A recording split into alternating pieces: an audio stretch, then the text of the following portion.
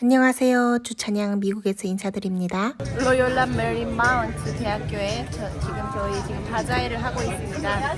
저는 지금 여기 카운터에 앉아 있습니다. 이제 여기 오는 학생들한테 북한 인권에 대해서 얘기를 해야 됩니다. 오늘도 스피치까지는 아니지만 이제 토론처럼 이렇게 해야 돼가지고 대본 보면서 이렇게 앉아 있습니다. 만약에 우리가 그 개인한테 한국에 대한 관심 저는 제가 이제 한국 관련된 수업을 하니까 보면 이제 한국 관련된 관심들이 확실히 많고. 친구들은 가방하고 I came to South Korea 12 years ago. Wow. You know, people focus on the North Korean regime, right? The nuclear weapons. But I want people to focus on the people in North Korea. Oh yeah, for So, sure. especially media, you know. So, inside there, same people like us, you know, like me, like you. So, yeah, I want people to focus on the people, not the regime. So, are we going to talk about that? What is your major? I'm curious about I'm a you. studio art major. My hobby is art. Yeah. Okay, so thank you. It was really hard. Nice meeting you guys. Nice meeting you. See you later. This is Haley, right? Haley from LMU. Hi, I'm Henry. 봉사로 도와주고 계세요. 봉사로. Help them give their speech, but as you know, also not changing their story. That's also what's really important. Nice. Yeah, original story, but just help them with grammar and sentence structure. Yeah. 네, 바로 헨리로부터 영어 스피치 레슨을 받았는데 정말 잘 가르쳐 주셨습니다. 원어민 선생님이랑 하니까 너무 좋네요. It's 2024. So, do you know what year it is in North Korea? Yes. Yeah. Oh, you know already. So this year is 주체 year 113. Yeah. Even in North Koreans ID card, only put the 주체 year. So when I was 9 years old, I realized that there were two different calendars. So I asked my grandfather, Grandpa, what is the small 1999 written next to the 주체 year?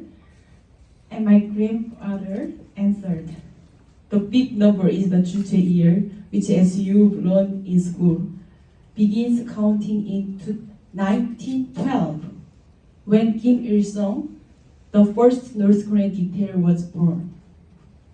The number next to it is the year based on the birth of Jesus, and it is the universal way to count the year. I was born in Cheongjin, Hamgyong province in the northeast part of the Korean peninsula.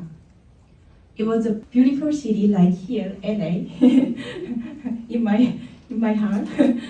I have a mother and a father and a younger sister and a younger brother.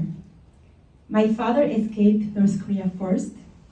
Then my mom and two younger siblings followed. And 3 years later, I swam across the border with the help of North Korean border guard, who got the bride from my dad in South Korea. Nobody boring, right? So I was happy. 스피치가 끝나니 질문들도 많이 쏟아졌습니다. We unify between North and South. So my dream, when we unification, I want to really in the place it happened, like a DMG. Things to unify two countries that I want to know about North Korea, because North Koreans brainwashed by government. But as a South Korean, also I was brainwashed by the government. This is the North Korea is the biggest enemy. So I really want to know what reality of North Korea. So that's why I studied the master degree of North Korean studies. And then I had lots of interview with the North Korean refugees to understand about their life in South Korea. So during that journey, I met Casey, one of the international also human rights conferences held that we talking about that how can we work with to helping those kind of refugees. So we created a program, one-to-one English mentoring program, a tutoring program that we helping those kind of refugees, more than 600 people. Co-founder. I'm an American living and working in South Korea to do this. I would like to actually answer a question that was asked during the discussion in Chanyang's discussion group earlier, and that is, why do we do this?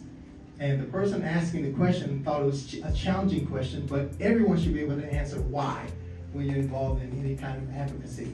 And the main reason is that we're involved in this is North Korean refugees asked us to do it. And there are 5 main reasons that North Korean refugees have told us that they've joined our organization. Number 1 is because of English. That might seem strange in South Korea that English is so important, but the world has changed and South Korea is now an international country. So it's not regional as it was before. Now in South Korean universities, you need textbooks. You have textbooks that are in English. You have exams, discussions. You have to have a certain level of English in order to graduate. So for a lot of North Korean refugees who either did not learn English or learned it at a very low level in North Korea are not prepared for South Korea's intensive English study. Number 2 is there are some North Korean refugees who are employed. And in the employment world, in order to even be in the applicant pool, you have to have a certain level of English or you're eliminated from the start. But let's say you get hired. Once you're hired, there are discussions that are in English. You have to deal with people around the world with English. Have to faxes, emails, even your colleagues will use English sometimes, and it can be embarrassing when a North Korean refugee is the only one in the office who doesn't know what's being said. You're from North Korea, that's why you don't know.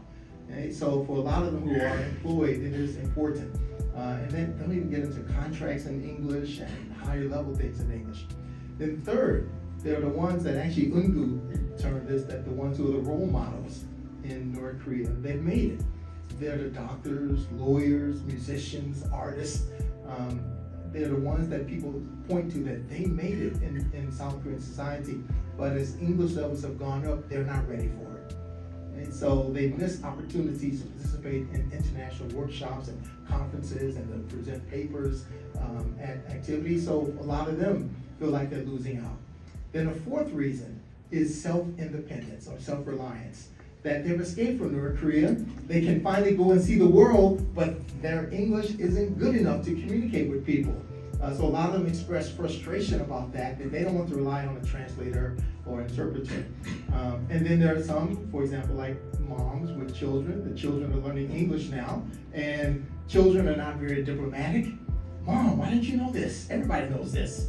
Okay, so for a lot of them, they feel kind of bad about it, so they want to improve their English. And then 5th reason is the main thing that we do now, and that is they want to say something about North Korea. They want to engage in some type of advocacy. So with that, there are 3 main reasons North Korean refugees say that they want to engage in public speaking. Number 1, advocacy and awareness. They want to say something about North Korea. They want people to know about how terrible the situation is in North Korea. So they want to speak out because of that. Second, storytelling. They want to tell the stories of maybe their relatives who are still back in North Korea who cannot speak out, others who've been tortured or killed by the regime, and they don't have the ability to speak out. So they engage in storytelling. And then third, healing hearts. That some of them have something inside that they want to get out, something that happened to them. But they haven't felt comfortable to talk about it. And we had so many of them who said that the way we do it one-to-one, that they have to reveal themselves publicly, makes them comfortable to talk about it at the speed and at the time that they're ready. So we don't push anybody to be on stage. And the theme of what we do with our speech contest, we have a speech contest twice a year, and the theme of it is I am from North Korea. That means they can talk about any aspect of it. Like kimchi. 미국에서 다양한 나라 출신 대학생들과 제 이야기를 마음껏 나누었던 시간은 참 감사하고 행복했습니다.